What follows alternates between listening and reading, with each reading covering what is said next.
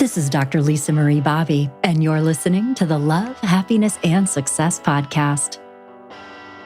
There is a powerful communication killer lurking in the subconscious depths of most relationships called negative sentiment override. Just because you haven't heard of this before doesn't mean that you're probably not doing it. Most of us are, whether we know it or not. On today's show, you'll learn how to spot it, stop it, and immediately improve your communication and help your relationship grow. Our mood music today is the song Get Out from Sally Ford. I chose this song because I feel like it captures that feeling that comes from when you're interacting with somebody who is just being so frustrating. You can't take it. AKA the specific mental and emotional experience that is really toxic to having a positive relationship. When you are feeling that way about your partner, not going to end well. Communication is not going to feel easy. And that's our topic today. So super cool song. You can check out Sally Ford, SALLIE Ford.com for more on that subject. But segueing into our topic, negative sentiment override. This is what it means is when you're jumping to a negative interpretation about what's happening, about your partner, about what's being said. It's like the opposite of taking somebody's good intentions.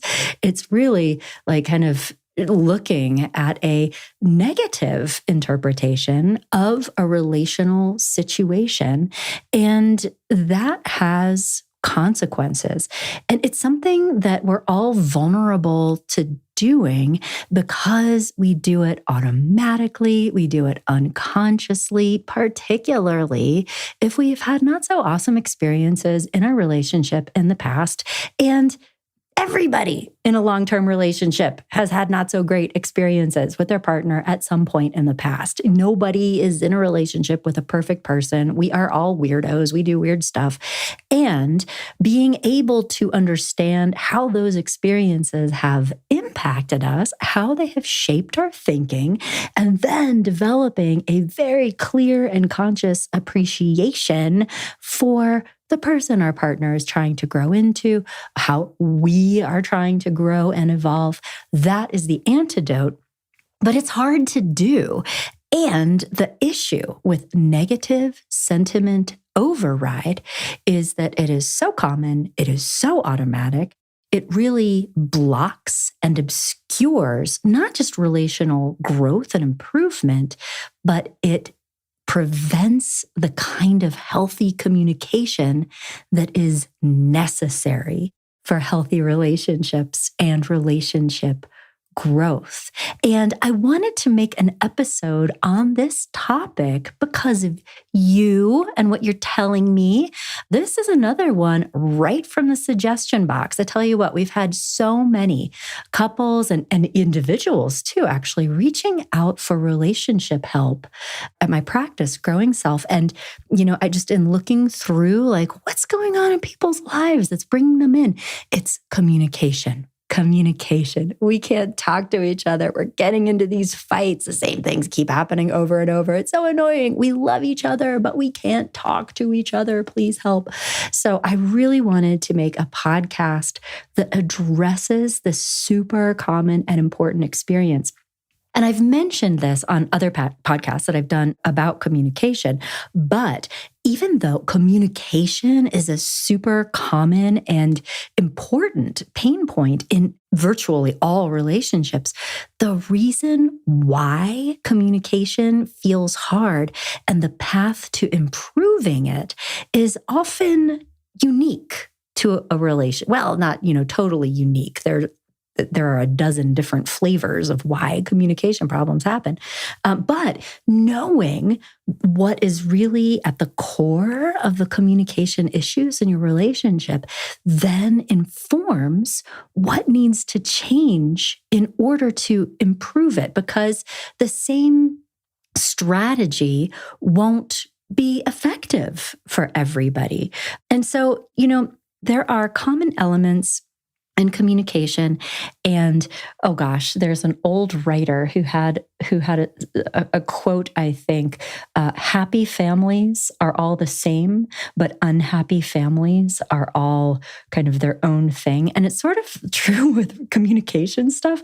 So like positive communication, there are ways of learning positive communication. There are strategies that can be learned. There are things that you can do to improve communication and get a better response from people, strengthen relationships, have all good things. And those are, mostly the same.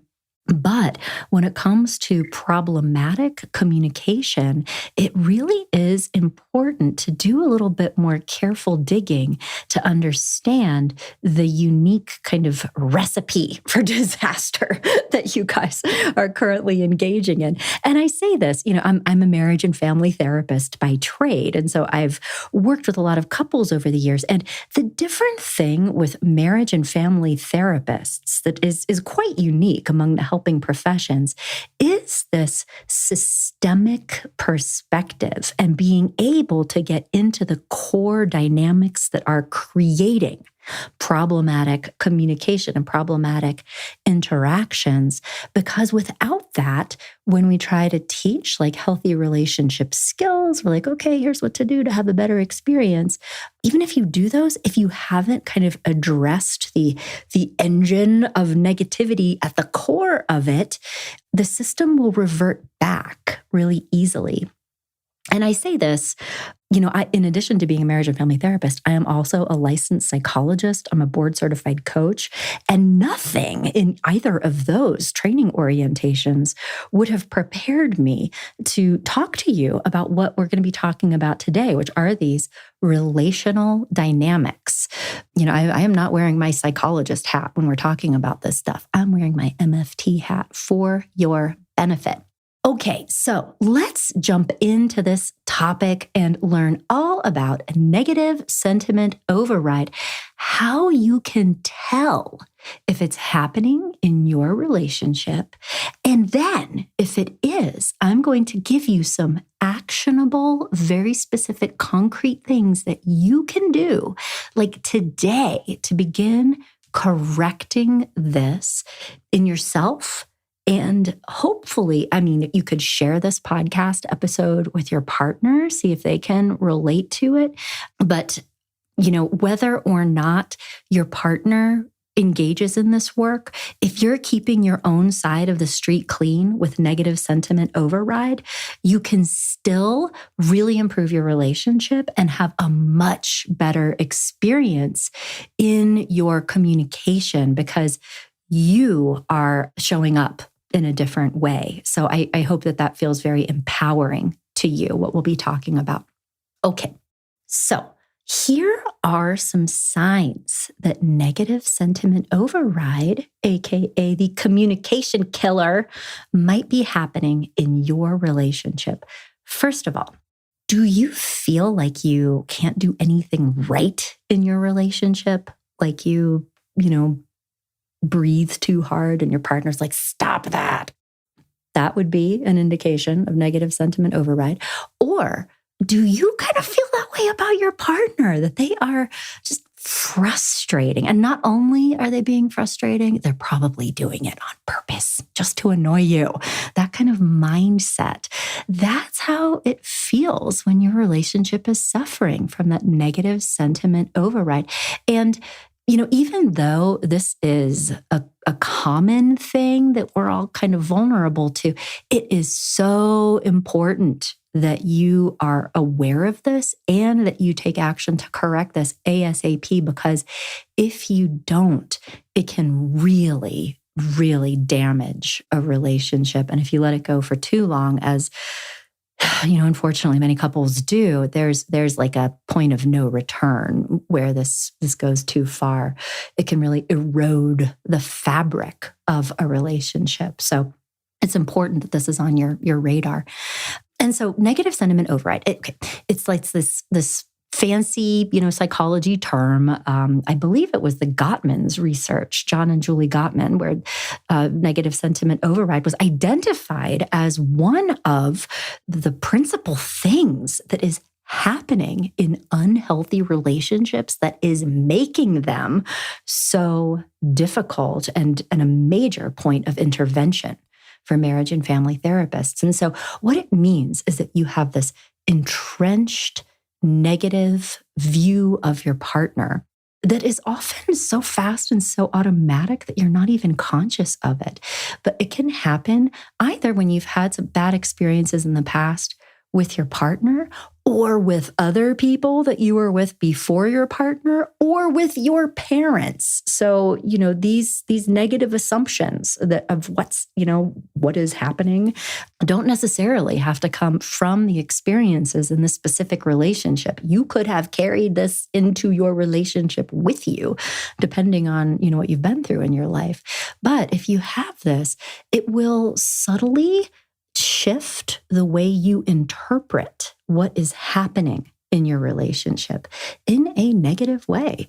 You may assume that your partner has malicious intentions, they're doing something on purpose. Or even worse, if you are making negative assumptions about your partner's character, like, well, they did this annoying thing because that's the kind of person they are. That is actually a pretty significant relationship warning sign. I don't want to talk about that like it's a common, communication blip. When I hear anybody in a relationship who has kind of like rewritten their narrative about who their partner is, what they're capable of, particularly if it's like questionable morals or, their capacity for growth and change, I always, even if I don't say this out loud, always think, a little bit, because I understand that this is a serious situation. I'm so glad that a couple is in couples counseling at that point because they require intervention. But unless there is intervention, that's not going to get better. When it's that level of negative sentiment override and it's going into somebody's character flaws, that is a sign to me that the person I'm sitting with is on the off ramp. Like they are almost detaching emotionally from the relationship. They are telling themselves a story that this well is dry and that it's not going to change or get better. So, and on the other side of that, the fact that somebody is sitting in couples counseling is in itself a positive prognosis. People who are really, really done don't ever get through the door. So, there's always hope when people are there and talking about how they feel. So I don't want to make it sound overly grim, but to be paying attention to this. Negative sentiment override can happen kind of on a spectrum. At the mildest end of the spectrum, you're not giving your partner the benefit of the doubt anymore. You're jumping to a negative conclusion rather than a positive one. You're interpreting what they're doing in a negative light. But at the more serious end of that spectrum, again, if it's turning into global judgments about who they are as people and who they've always been and who they will always be, I just wanted to bring it into your awareness that is really pretty serious. And if you hear that kind of language coming from your partner, you need to take that very, very seriously. Even if you don't think that your relationship is that bad, if you hear your partner saying those kinds of things, please take that seriously. I will refer you back to a couple other podcasts I've done. One is How to Stop a Divorce and Save Your Marriage. And the other one is Why Relationships Fail. Okay, so we need to also, in addition to understanding what negative sentiment override is, talk about how it impacts your relationship and why it is so serious. And we're going to take this back to the mildest form. I mean, this is something that I think we can all relate to, is just that feelings of misunderstanding that are so easy to have crop up in communication. And they can happen over the mildest life experiences. But again, just paying attention to it so that you have this deeper awareness of what's happening and then the path forward. So a very easy example, say you're messing around on your phone and kind of like looking at different things, and you say to your partner, oh, there's this, we should get this thing for the living room, or, ooh, let's go on a trip somewhere, or whatever. And you show him the thing, or the, Airbnb in Hawaii, and he sees the price tag and he's like, no, no, we're not doing that. I can't believe you're even thinking about that. That is way too much money after everything we've been working on, with our financial goals, blah, blah, blah, blah. And you're like, okay, all right, calm down. Because what just happened there is that this imaginary partner went to, how could she even be talking about this? We are like really focusing on money. Why would she say that? What does this mean? This feels disrespectful. I feel like I'm being pushed into this thing that I don't want to do. Like, a lot of negativity around just what happened that was this like triggering reactive thing. And where you maybe were like, I'm just messing around on my phone. I'm just dreaming dreams, like maybe when we get the financial stuff sorted out, we could talk about this. But I don't like the way you're talking to me right now. Why are you're always so critical. Anything that I want, you're a dream smusher. That's what you are, And again, there was an empathy failure in that moment. We can all relate to it, that negative sentiment around, what? Why are you being so mean and getting so angry and weird all of a sudden, as opposed to, the opposite of that, which is going empathetically into your partner's shoes just for a second and be like, you know what? We have really been like cooking at home every day. We're taking this so seriously. I could understand maybe how he felt minimized when I said that, or that he feels like, we're not on the same page, but that it doesn't happen when negative sentiment override is present, because you're busy thinking about how grouchy he is and irritable, and you're just trying to have a fun conversation on what's wrong with him anyway. So you see how that works? And so what just happened in those moments, and again, we can all relate, is that what happened in terms of the thoughts and feelings and perceptions of each person in that imaginary story pushed them further away from each other. There were assumptions that were made. There was meaning that was put. There were, things assigned to somebody's character around why would they do that right now? Why would they say that? And it also totally blocked communication, because now all of a sudden this couple is very grumpy with each other. There was a flare-up of negative sentiment. And then, the male partner in this imaginary story was like, bah, bah, bah, and the female partner in this imaginary story is like, what? I'm just looking, and like there's this defensiveness, there's kind of aggressive communication. Now they're annoyed with each other for the way they're talking to each other.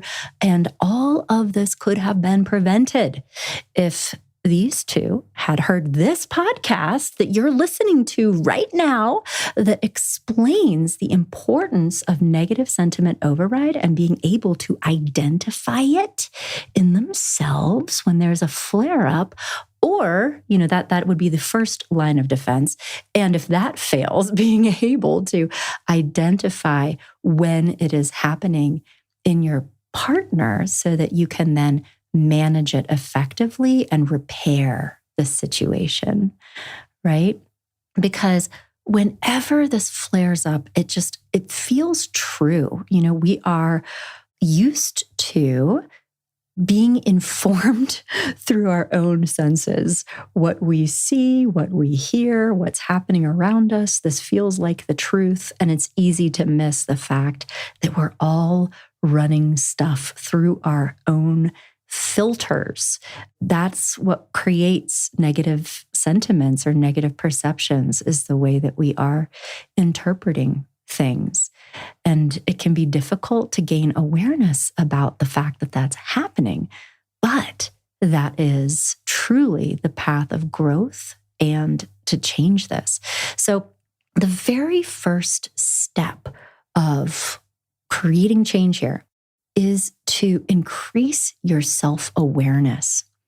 And that means spending some time just getting familiar with the stories that you're telling yourself about your partner, about the situation, and being curious about the source of your own thoughts. Like, I know that there's a lot in our culture these days about embracing everything and, being entitled and empowered. But I tell you what, as a practicing psychologist and marriage and family therapist, the best advice I could give anybody is don't believe everything you think, because of this tendency towards unconscious bias that comes from these old emotional experiences.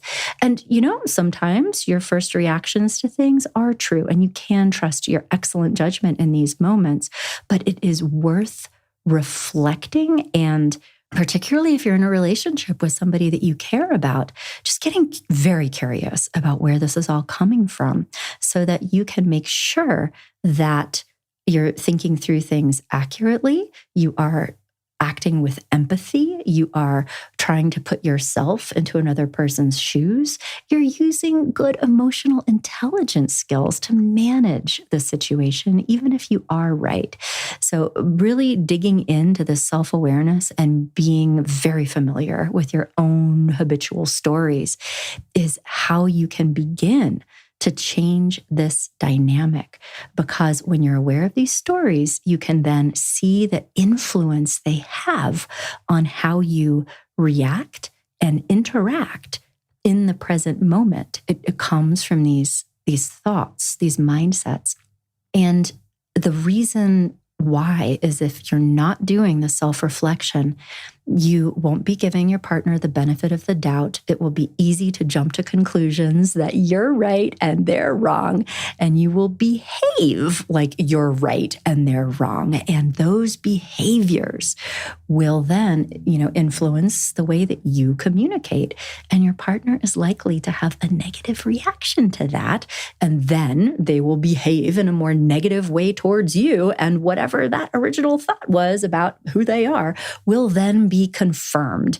And it just turns into this negative spiral. And the other thing that is so hard about this is that when people are trying to work on a relationship, when negative sentiment override is not like examined and worked with in an intentional way, it's like, Sisyphus pushing that boulder up the hill only to have it roll back down again. Because even if your partner is trying really hard to solve the problems or do things differently, if you're not like letting that in, if you're still viewing them according to those old tapes and react to them in that old way, they won't feel like their efforts are making any difference. And after they, try something a few times and you react that same old way, I'm like, oh, okay, this isn't working. It's probably harder to notice this when we think about your reactions to your partner, but I think we can all relate, I certainly can, to me, like trying really hard in a moment to communicate nicely or do something differently. My husband has told me that this bothers him, so I'm going to do this.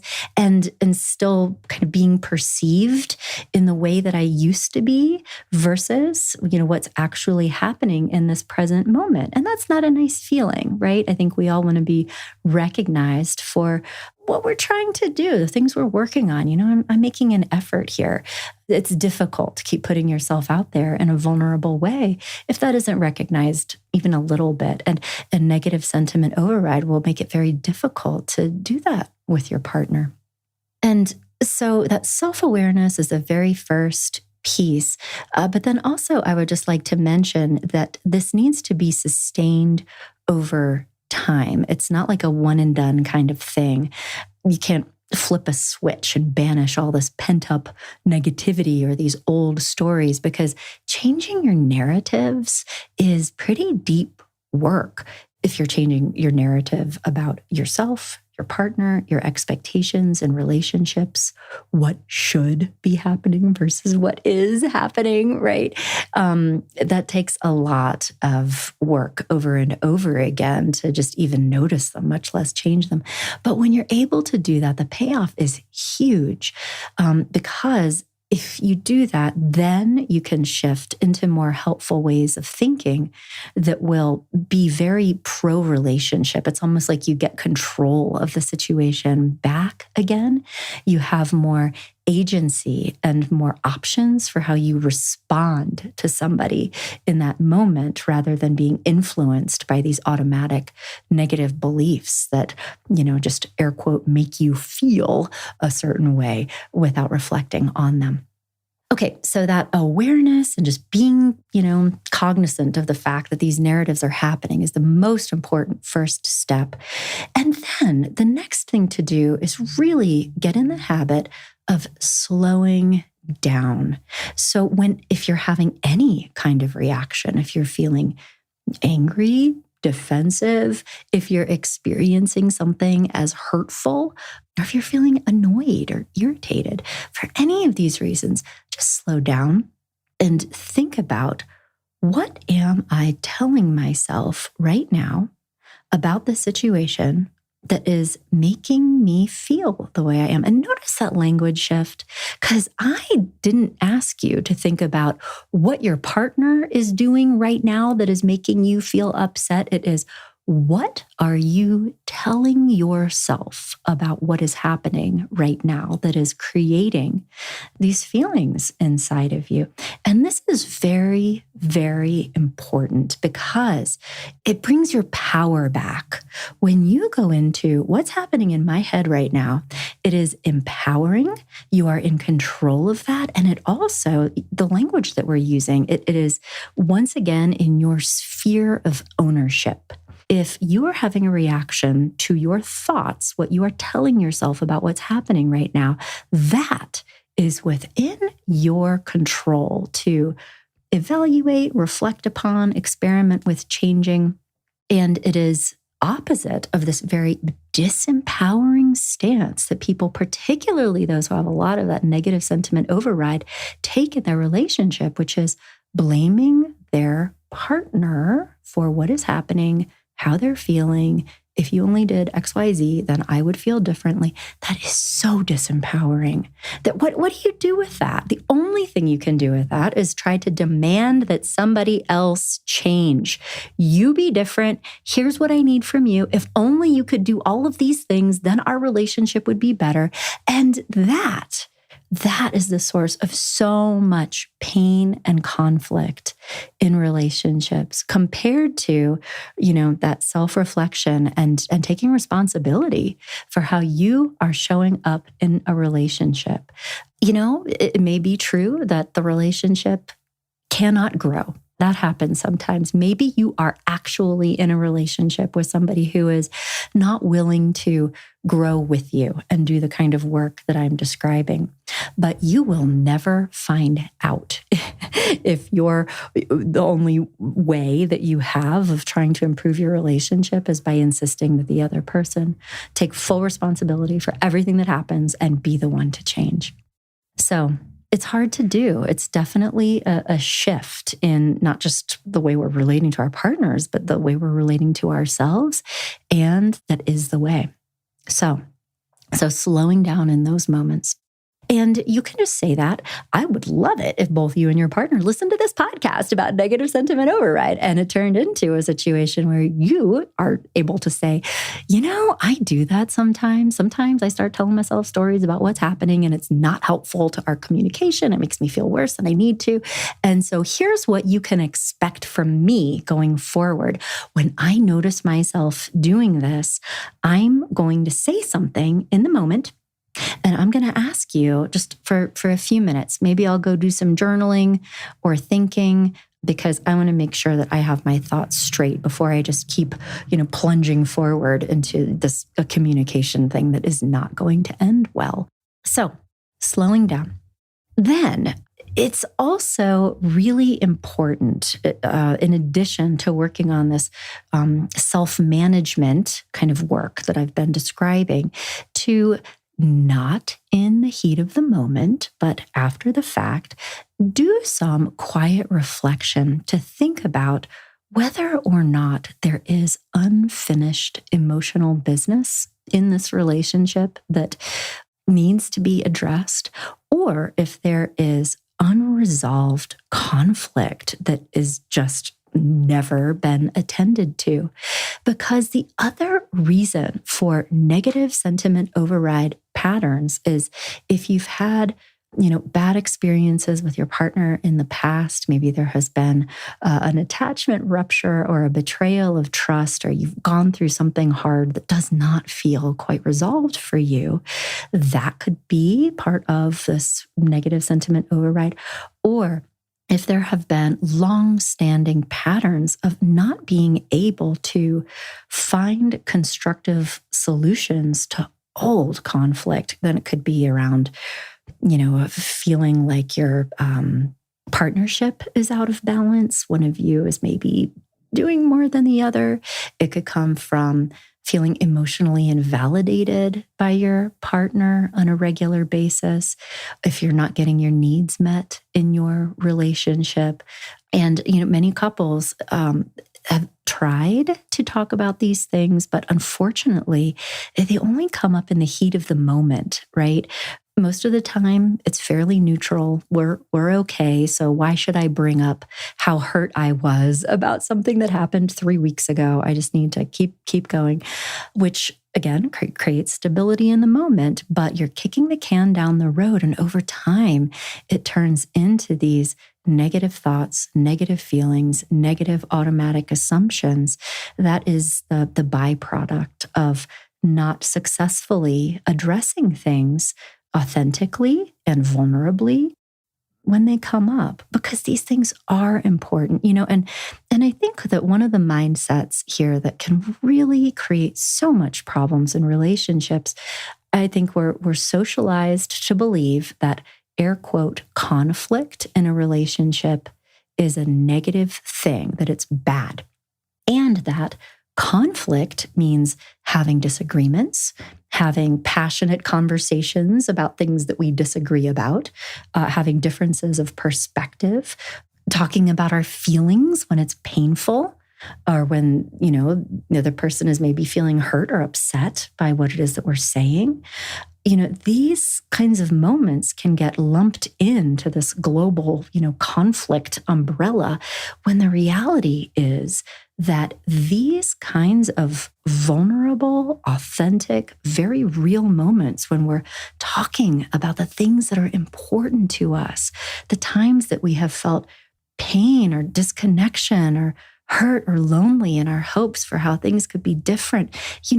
We have strong feelings about that in the moment. And your partner might struggle to take that in. They might be like, what are you talking about? This conversation is making me feel bad. And to have the kinds of skills that allow you to stay in that ring, talk about how you're really feeling, help them understand you, and for you to be able to take in how they are feeling in a real way. That is not conflict. That is actually the process of having and maintaining a very healthy relationship. So, the other pieces of this, in addition to slowing down, getting awareness, and taking the time to think about, is there old stuff that hasn't been dealt with that we need to deal with? Once you're doing that, it becomes also much easier to shift your narrative into something that feels more positive, more constructive, and that helps you show up in the way that will create a positive moment between you and your partner. One of the things that negative sentiment override will reliably do, and why it's so damaging to relationships, is that it makes people feel unrecognized, unappreciated, unseen. Have you ever had that? I'm sure you've had that experience. I know I have had it in mine where, I'm just kind of bopping along, or I say something and my husband communicates to me that he just interpreted whatever that was in a way that is surprisingly negative, and that hurt my feelings a little bit. And, that's not a good feeling. We want to feel loved and appreciated and respected in those moments.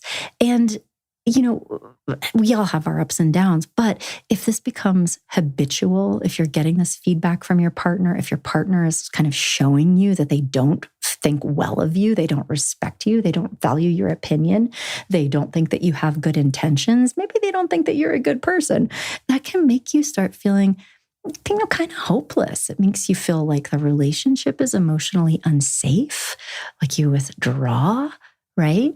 And so it's very important to manage this effectively before it gets to that point.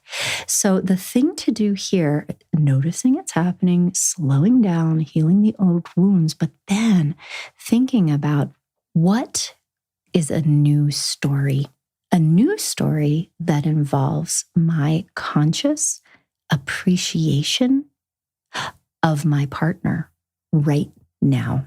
And so this can also be a little challenging to do. And a great exercise I would suggest is to, not with your partner, like step away, certainly not in the heat of the moment, but make a list or write out a story of all of the things that you really love and value and appreciate about your partner as they are. What are some of the favorite experiences or memories you've had with them? What are the things that they do well, right? Maybe even there are things that you take for granted that they do really well and that you really appreciate about them. What makes them special and important and irreplaceable to you? And, this doesn't minimize or invalidate the fact that there may be things you would like to have be different about your relationship. That is all fantastic. We should all have goals. But the way to begin creating positive change in your relationship is through positivity rather than negativity. And so by doing a positive inventory of all the things that you like and appreciate about your partner can be a really important first step in reconnecting with some of that positive energy. I will also challenge you to think about how the ways of being that irritate you about your partner the most can, in fact, also be the flip side of the coin about the things that you really appreciate about them. So, for example, there are differences in every relationship, and acknowledging and valuing these differences is actually a big part of the creation of real emotional intimacy that does not come from sameness. It comes from differences. And so, I personally have been married for a long time, and I could create a list, a scroll that is 20 feet long about all the things that, annoy me about my husband in different capacities. And it is also true that when I really think about what those things are, there is a flip side to all of those qualities that is actually a beautiful part of his personality and what makes him so special. And so every personality component, there's like a light and a dark. For example, someone who, maybe says blunt things from time to time or can be kind of harsh in the way they communicate. There is also oftentimes a level of honesty and authenticity there that can be very refreshing. There can also be a courageous spirit there. If that isn't present, then you have somebody who might engage in passive aggressive behaviors to communicate how they feel. But that's not what this is. You have somebody who is going to say it directly, out loud, perhaps in a louder tone of voice than you would like, but there it is. And so being able to find and embrace the things that you appreciate about your partner for who and what they are. And everything that we fight about can have those different dimensions. You're fighting about money all the time. Your partner is just, spending money like crazy and doesn't like to save money and is always, what's the next new thing? And that's a source of a lot of pain and arguments and contention. If you listen to any of the podcasts that I've created around financial counseling or financial coaching for couples, you'll know that the process of healing that is very much the same. We're drilling down into what are the differences in values? Where does that come from? Why does that make sense? What do you associate with money and with finances? And maybe your way of being in this relationship as long as we are in balance with each other and working together. But because of you, I'm maybe spending a little bit more money and doing more things and enjoying my life a little bit more than if I was married to somebody who was exactly like me. So it's finding the gift within the situation as it is and making that clear and concrete to yourself so that you can start shaping a different narrative about what is happening, and really a more sympathetic and empathetic and probably more accurate point of view that incorporates your partner's actual experience in these moments. And if you don't know what that is, or if you're having trouble creating that narrative for yourself, a great strategy here would be to ask your partner. For example, when this thing happens, I start telling myself stories that you are doing this on purpose. You said you would do this thing, then you forgot. And I feel like, how could you possibly have forgotten? You just don't care about me. This is my old story. But what is actually going on for you in those moments? Like, why does this happen? And then listen to what your partner says. Hopefully you're with somebody who is emotionally mature enough to be able to, be reflecting on their own process and being able to engage with you in an authentic and honest way. But if you're not aware of those stories and how they are impacting your responses to your partner, you won't be able to have those kinds of conversations or those kinds of experiences because the interactions themselves will be so negative that they will prevent and obstruct that kind of conscious communication from happening. So understanding negative sentiment override, what it is, what to do with it, and what to do instead is an essential piece of this puzzle. And I hope that hearing about this was helpful for you. I hope that you had, even if you're having a very different life experience than mine, at least a few flashes of recognition, either from the way you're operating or things that you've seen happening in your relationship. And I hope that they provide you with some new ideas and things to try that can help you have a better experience and improve your communication. So thank you for spending this time with me today. And if this was helpful, if you'd like to, have this actual conversation, you are invited. You can come to my practice, Growing Self Counseling and Coaching, and schedule yourself a free consultation to meet with me or with one of the other excellent marriage and family therapists on my team to talk more about your situation and get their assistance in, unearthing some of these things and discovering your own dynamic and talking about how you can use these new awarenesses to put different things into practice that help strengthen your relationship. That is why we're here. That is what we do. And you are invited to do that with us. All right. Thanks for listening. And I'll be back in touch next week with another episode. Take care.